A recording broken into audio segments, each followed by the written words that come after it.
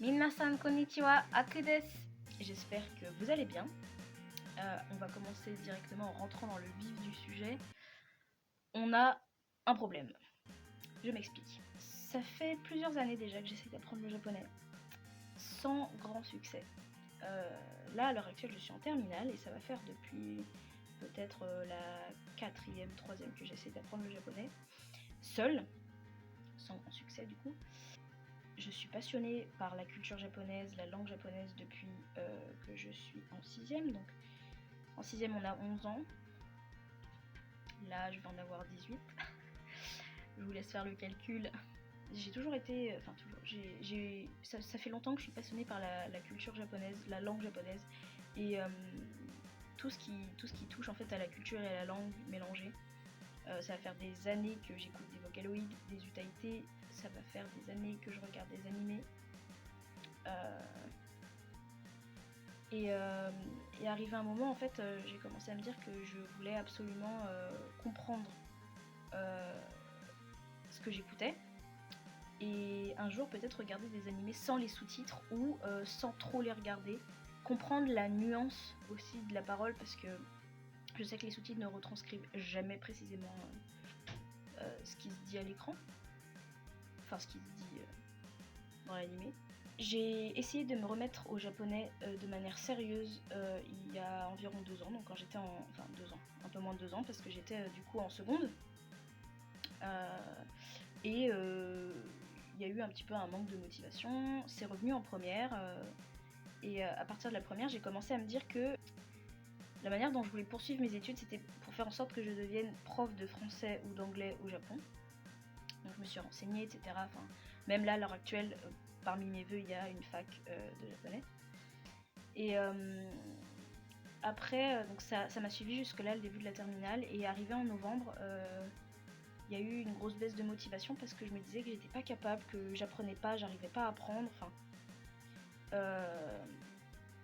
je sais des choses, mais sur certains trucs, notamment l'apprentissage des kanji, c'est un peu compliqué. Donc ça, je vais en parler après. Et donc du coup là ça me revient là maintenant, donc là on est en confinement surtout, donc je me dis que c'est l'occasion de rêver pour m'y remettre. Donc même si maintenant on a une date définitive de la fin du confinement, à savoir le 11 mai, je me dis que bon voilà, il est jamais trop tard pour s'y mettre. Alors mon plan pour apprendre il est clair mais confus en même temps. Je vous explique, donc c'est une méthode que j'ai trouvée sur internet, que des gens ont déjà suivi, hein, c'est pas non plus un truc de gourou bizarre qu'il faut payer 75 € ou on sait pas si ça va marcher. Le plan c'est quoi? Concrètement le plan c'est... Alors la méthode comment dire, est vendue entre guillemets comme ça. En premier lieu il faut entraîner ses oreilles et sa bouche, donc c'est-à-dire apprendre quels sont les sons que la langue produit et apprendre à produire nous-mêmes ces sons-là. En deux, enfin l'étape 2, apprendre le vocabulaire avec des images, à l'aide d'images de mémotechnique et pas de traduction. Donc par exemple, quand je vais, parce que souvent on fait ça sous forme de flashcards, sur ma flashcard, je vais pas mettre en français ou en anglais par exemple pool, et sur le dos de ma carte mettre Niwatori. Je vais pas faire comme ça parce que du coup ça va m'empêcher de directement penser dans la langue concernée et ça va faire en sorte que je vais devoir passer par le français pour trouver mes mots. Alors que c'est pas ça le but. Le but c'est directement de penser, d'attaquer la question directement en japonais. Donc du coup je vais mettre une image de poule et après sur ma carte Niwatori. Ça. En 3, apprendre la grammaire. Donc sur la méthode c'est dit avec des histoires. Perso, je vais pas me servir de petites histoires, ou je vais peut-être essayer, mais enfin c'est pas si utile. Je vais me servir de livres pour apprendre la grammaire, je pense. Je vais vous en parler plus tard. Et la phase 4, du coup, c'est pratiquer en lisant, en écoutant, en parlant. Donc là, cette phase-là, ça va être peut-être la plus compliquée. C'est celle qui dure après dans le temps. C'est le fait de trouver des correspondants, etc. Mais pareil, je vais vous expliquer ça après. Mon plus gros problème avec le japonais, c'est que je suis pas du tout débutant, mais je suis pas du tout intermédiaire non plus. Le truc, c'est que je sais pas du tout où j'en suis. J'ai passé aucun GLPT, donc GLPT Japanese Language Proficiency Test, j'arrive pas à le prononcer. Donc qui vont de N5 à N1, donc N5 en étant le plus faible et N1 le plus fort. Enfin, le plus fort. Je connais les kanas depuis pas mal de temps déjà parce que on va dire que je les ai appris et réappris parce que j'avais peur d'oublier à chaque fois. Malgré le fait que quand même je dois réviser un peu les katakana. Pour ceux qui sont totalement perdus, en gros le japonais a 3 systèmes d'écriture. Les hiragana qui sont faits pour écrire, comment dire,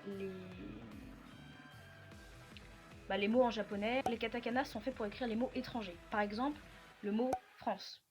Donc France, ça veut dire Florence. Il en va de même pour les villes comme Paris, comme les prénoms, par exemple Maria, ou les mots étrangers, tout simplement. Qu'est-ce qu'on a comme mot étranger, par exemple? Le mot raclette, racuretto, c'est des villes, mais enfin voilà, je pense que ça marche. Autre problème avec mon niveau, c'est que je connais certains kanji, je sais écrire certains kanji, les kanji de base, etc. Mais on va dire que 90% des kanji que je les connais de vue. Le mot kazoku, par exemple, qui veut dire famille, je sais le lire, mais je sais pas l'écrire. Donc du coup, pour résumer, je suis loin d'être débutant, mais je suis aussi très loin de savoir parler et écrire correctement. Je manque de grammaire, je manque de vocabulaire, j'utilise souvent les mêmes mots, et je ne sais pas écrire.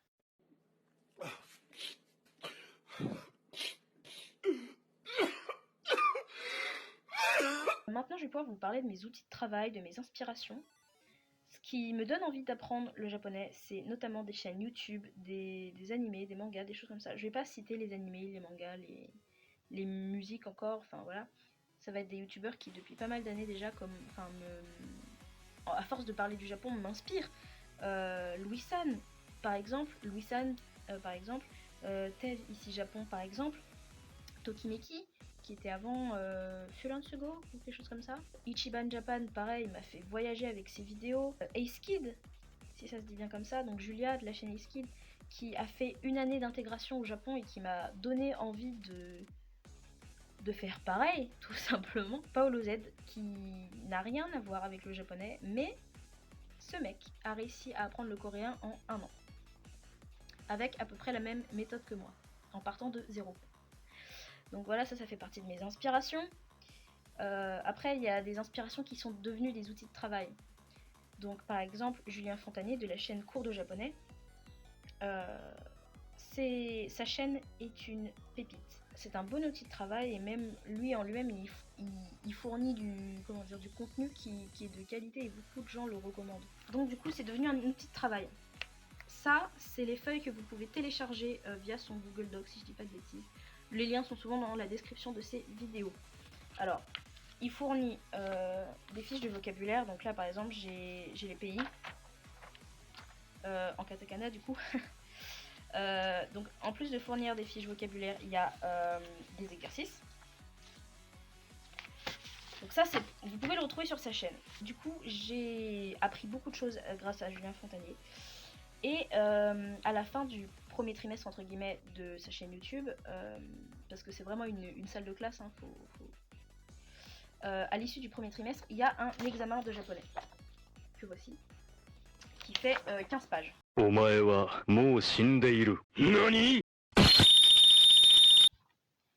Ça déconne pas. Alors, du coup, j'ai encore d'autres inspo qui sont aussi des outils de travail.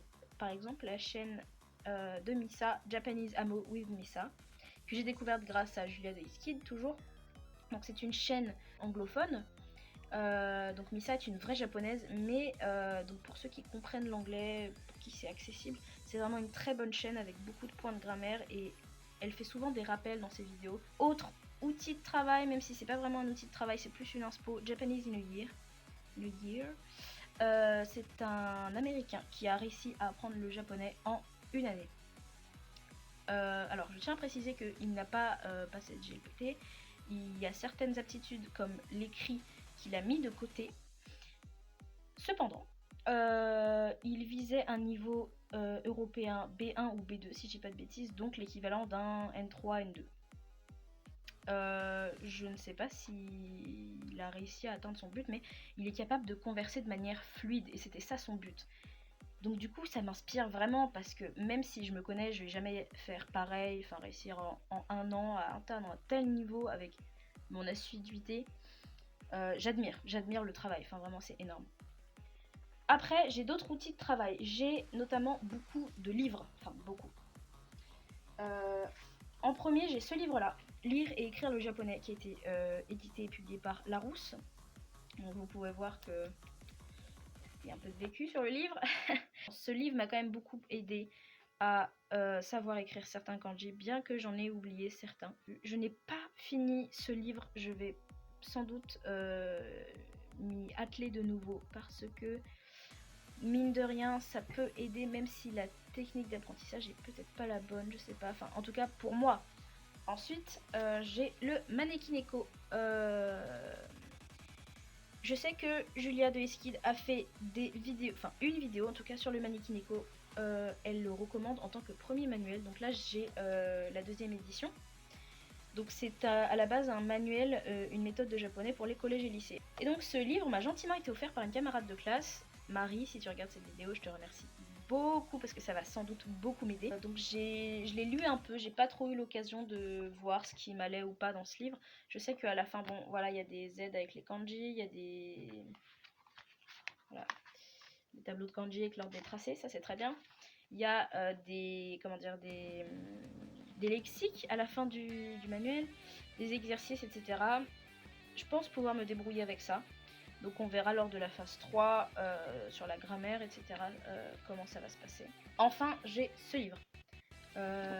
Haraps japonais, je sais pas comment ça se prononce. Haraps.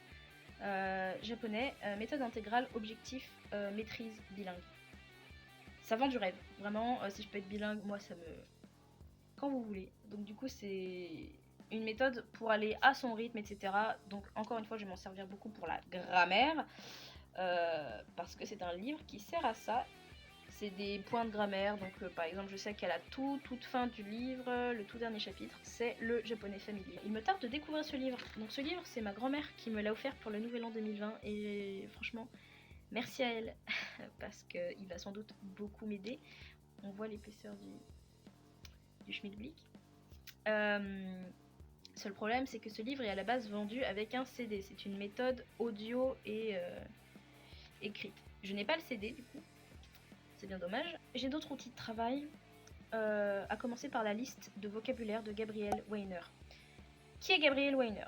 Gabriel Weiner, ça fait quand même 3 fois que je le dis dans la phrase, c'est l'auteur du livre Fluent Forever. C'est une méthode, du coup la méthode que je vais suivre, qui est supposée nous aider, comme son titre l'indique, à savoir parler couramment une langue et de ne jamais l'oublier, à condition de l'entretenir. Enfin, comme toutes les langues en fait, sauf notre langue maternelle. Donc c'est une liste disponible en plusieurs langues, donc il y a japonais, coréen, chinois, je sais pas trop ce qui est comme langue, mais il y a beaucoup de langues. La liste du coup est gratuite en anglais comme je viens de vous le dire, mais les listes traduites coûtent 10 $. Donc en euros ça doit faire, la dernière fois que j'ai regardé c'était 9,17 €, quelque chose comme ça. J'ai acheté la liste du coup d'anglais à japonais parce que les traductions sont faites d'anglais à japonais. Donc la liste en fait se compose de plein de petites illustrations, donc elles sont là les fameuses histoires en fait, avec 5 mots ou 5 ou 6 mots par illustration. Et donc le but est d'apprendre ces mots-là, ces kanji, et de créer une histoire avec l'image qu'on a disponible. Cette liste-là, je ne pourrais pas la donner à ceux que ça intéresse parce que c'est le travail de Gabriel Weiner et son équipe de traducteurs, etc. Après, comme autre outil de travail, qu'est-ce que je peux conseiller? Jisho, qui est un dictionnaire en ligne, qui est très très bien. Forvo, qui est un site de prononciation. Ça va être des natifs qui vont prononcer des mots pour nous quand on ne sait pas comment ça sonne. Par exemple, la dernière fois, j'ai été sur Forvo pour le mot serveur en japonais, donc qui est un mot écrit en katakana, puisque c'est un mot étranger qui se dit ueita. Autre outil de travail, Anki. Anki.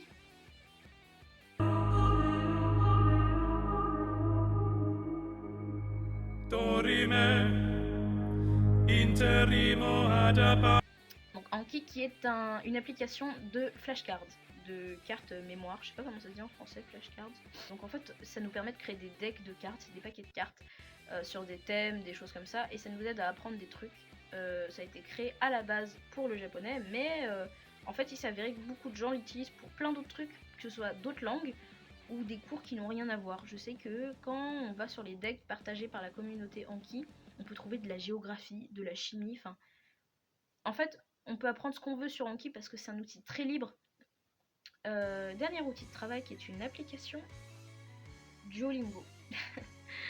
Donc Duolingo, c'est seulement en complément. Duolingo, on peut peut-être apprendre une langue en étant que sur Duolingo, mais très honnêtement, malgré le fait que l'application et les cours s'améliorent, hein, je pense pas que moi, en tout cas, j'aurais pu apprendre le japonais que avec Duolingo. Parce que parfois, c'est compliqué d'avoir les points de grammaire, même si là, il y en a qui ont été rajoutés, il y a des leçons qui ont été rajoutées. Et deuxième truc, peut-être pour d'autres personnes, certaines langues ne sont disponibles qu'en anglais. En fait, le cours, vu que c'est des cours qui sont faits par des gens qui parlent les langues concernées, ils sont faits par la communauté, et la communauté est surtout anglophone. Donc les cours de français à japonais n'existent pas. Il n'y a que de anglais à japonais. C'est un truc quand même bien pratique, comme Anki d'ailleurs, qui est disponible sur ordinateur et téléphone. Duolingo, en fait, je vais faire ça quand je suis dans le bus le matin, ou quand je suis dans mon lit et que je sais pas quoi faire, que je fixe le plafond, bah je fais Duolingo, je fais Anki.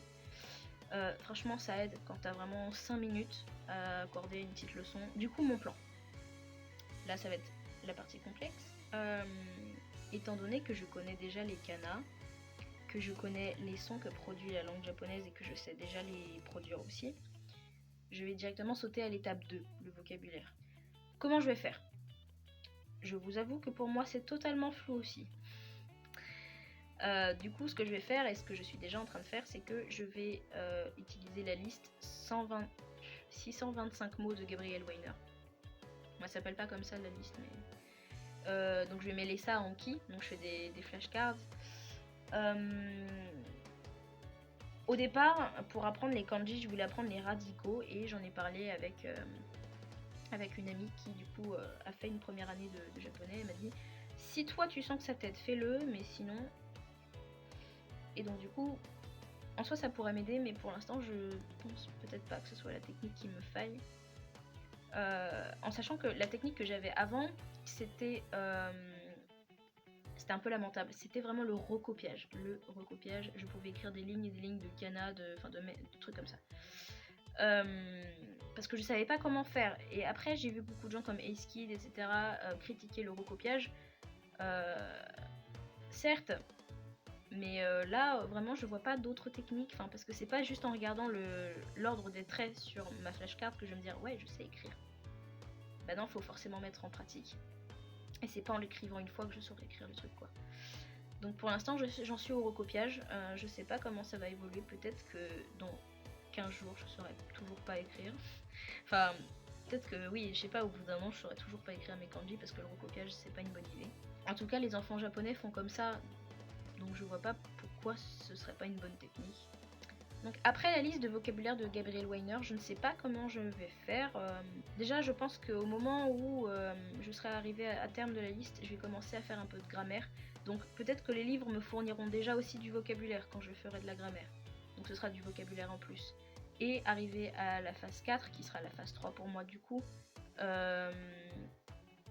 les livres et les discussions vont toujours m'apporter de nouveaux mots pour étoffer mon discours. Après le vocabulaire, la grammaire, du coup, comme je viens de le dire, donc je vais utiliser mes livres. Je vais utiliser des chaînes YouTube comme Japanese Amo with Misa et Miku Real Japanese que j'ai découverte vraiment hier. Donc les choses comme ça. Julien Fontanier, il fait peu de grammaire, mais si j'en trouve sur sa chaîne, voilà. Et dernière phase, ça va être s'exercer, donc trouver des correspondants, des correspondantes. Ça, pour moi, ça a toujours été un problème. J'ai fait beaucoup d'applications comme ça pour se mettre en relation avec des personnes venant d'autres pays qui veulent apprendre notre langue. Et malheureusement, c'est parfois très compliqué. Mais je vais continuer quoi qu'il arrive. Et ensuite, bah, tout ce qui est lire, donc des mangas, comment on appelle ça en français? Des romans. Écouter de la musique, décortiquer les paroles, essayer d'écrire à la main au maximum possible. Vraiment m'exercer. Je sais pas où va mener ce format. Très honnêtement, je vous le dis entre 4 yeux là, enfin 4. Bref, je sais pas où ça va mener. Je suis juste contente de le faire ce format, même si personne me regarde, je m'en fous, parce que moi du coup, ça me permet aussi de, comment dire, documenter mon évolution. Et ça se trouve, dans 6 mois, je vais regarder cette vidéo et je vais me dire, grosse merde. Mais moi en fait ça me plaît de base de faire des vidéos, donc même si personne me regarde, c'est pas grave. Mais j'ai trouvé que c'était quand même un bon concept parce qu'il y a déjà des chaînes qui le font. Et pour moi c'était une inspiration de me dire waouh, ces gens ils ont appris une langue en 1 an, c'est un truc de ouf. Et d'ailleurs vis-à-vis de ça, je sais pas si je vais m'imposer une limite de temps. Je sais que ça peut être un bon challenge pour beaucoup de se dire il faut qu'avant juin prochain je sache parler japonais. Certes, ça peut être très challenging.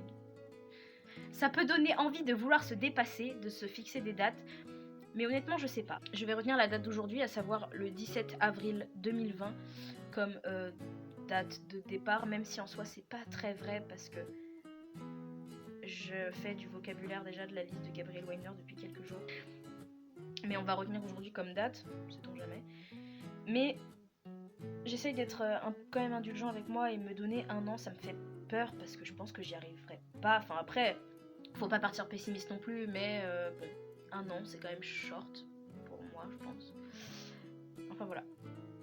J'ai vraiment très envie de commencer ce voyage parce que la culture japonaise, ça va faire des années que ça m'intéresse. La langue japonaise, je trouve ça magnifique. Et c'est un pays magnifique que j'ai envie de visiter à tout prix. Et si je peux en faire un truc cool, genre mon métier, ma vie, je dis pas non, très honnêtement. J'espère que ce format va vous captiver autant que la culture japonaise me captive. N'hésitez pas à peut-être apprendre le japonais avec moi. On comptera ce jour comme la date de début de cette grande aventure, peut-être, qui sait. Mais merci de m'avoir écouté. Voilà, c'était une vidéo sûrement très très longue. Tu me diras à coup du montage si c'était long ou pas. Voilà, j'espère que ça vous aura plu. C'était l'épisode 0 de Nihongo Anasemasho. Merci beaucoup de m'avoir écouté. Et à bientôt. Matane!